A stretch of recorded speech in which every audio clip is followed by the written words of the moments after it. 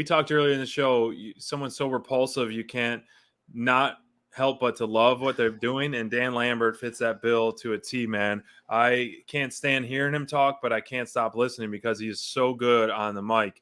And this promo battle between Dan Lambert plus the Men of the Year and Sammy Guevara really was, intriguing, and I really enjoyed it. But, Sammy to me stood out, and I loved how Dan kind of called him out too, saying, wow, you're in the talk in the back because you can't hold the stick worth, what. And so for him to call him out and to play that up, I think, yes, in the past, Sammy hasn't been, that strong on the mic, but he hasn't really needed to. Now he's kind of breaking free from Jericho's shadow in a sense a little bit, just because he's holding that title. He's going to need to do that.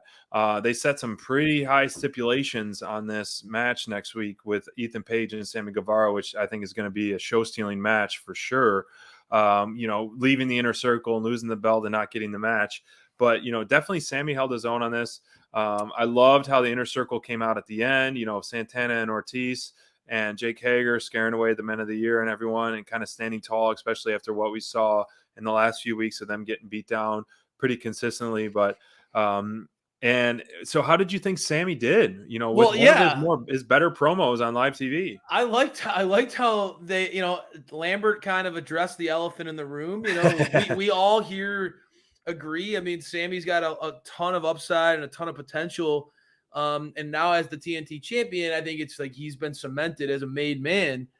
But the elephant in the room has always been, this is a guy who can absolutely kill it in the ring, but some of his promos feel a little awkward. And we sometimes forget how young this kid is. Right. And we expect him to just be on the same level as some of these other guys that, like we just got done talking about, like a jerk like MJF, not like we expect everybody to just be able to come out and cut these killer promos. Mm-hmm. And there are talents where that's not necessarily that's not their MO. And we're gonna talk about one with an upcoming match. We're gonna talk about Jungle Boy is another guy who gets his work. He lets his actions talk for him most of the time. He walks the walk, But I gotta say, this was probably the best Sammy promo that I've heard. It rivals that the times in which he was kind of talking about splitting away from the Inner Circle and kind of his interaction with MJF back then. It was up there with that. But he wasn't backing down. He went after All Ego. I thought his going after Ethan Page about how it's very fitting that you're All Ego because you're the only one who gives a shit about what you've done here. Mm-hmm. I mean, with the belt around his waist, that carries a little extra, like little sting. It carries a little extra force when he says something like that. So I really dug that. I thought that worked well. Agree. And I'll tell you, man, Sammy versus Ethan Page is a matchup that I like.